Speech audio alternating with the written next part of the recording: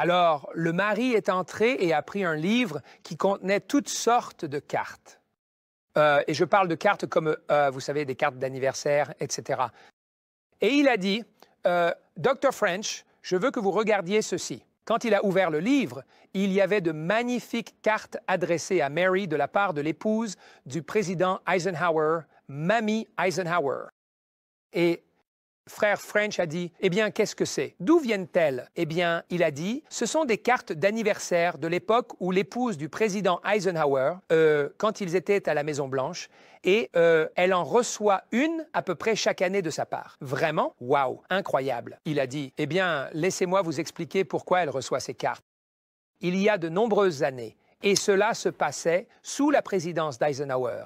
Ma femme était profondément en prière et elle a eu une vision dans laquelle un dirigeant de Turquie et un dirigeant d'un autre pays avaient été secrètement amenés à la Maison-Blanche et que le président Eisenhower allait conclure un accord secret entre ces deux dirigeants mondiaux et que cela ne venait pas du Seigneur. Cela allait causer beaucoup de chagrin non seulement à Eisenhower, mais aussi au pays dans le futur.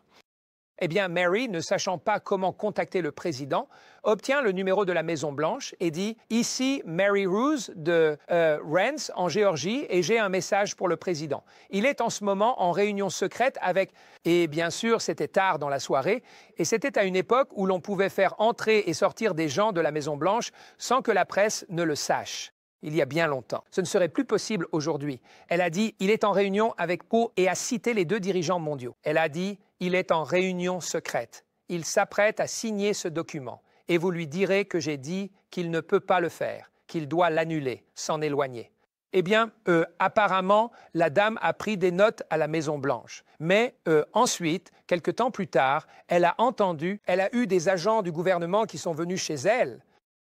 Ils ont commencé à l'interroger à ce sujet. Maintenant, je parle de seulement quelques heures après qu'elle ait appelé la Maison-Blanche.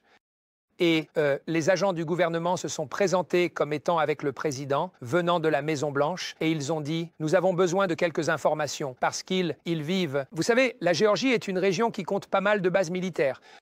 Alors ils allaient essayer de déterminer si elle était une espionne d'une manière ou d'une autre pour la Turquie ou l'un de ces pays, parce que personne n'était au courant de cette rencontre entre ces deux dirigeants mondiaux. Eh bien, quand ils ont fait des recherches et découvert qu'elle était simplement une femme de prière, ils ont recontacté la Maison-Blanche pour informer le président de l'identité de cette femme et qu'elle était simplement en train de prier. Eh bien, devinez ce qui s'est passé?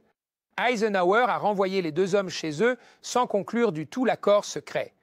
Cela l'a donc rendu très célèbre auprès de la famille Eisenhower. Il y avait donc des cartes d'identification montrant que Mamie Eisenhower lui souhaitait un joyeux anniversaire chaque année et parfois, à l'époque, elle lui envoyait même des fleurs parce qu'elle savait que tout ce qu'elle avait prié et dit avait un impact aussi fort sur son mari et qu'elle était capable de savoir quelque chose de secret que personne d'autre ne connaissait. Donc elle a vu quelque chose en secret, ce qui est similaire à ce que l'on lit dans la Bible à propos du prophète de Dieu, où la Bible nous dit que les Syriens complotaient en secret pour entrer en Israël et envahir le pays, mais le prophète a prié et a en fait vu les plans que le roi de Syrie et son armée préparaient en secret, et il les a révélés publiquement à Israël. Et bien sûr, quand les Syriens sont arrivés, l'armée israélite n'était pas là. Donc c'est presque selon le même schéma que cette histoire que vous lisez dans la Bible.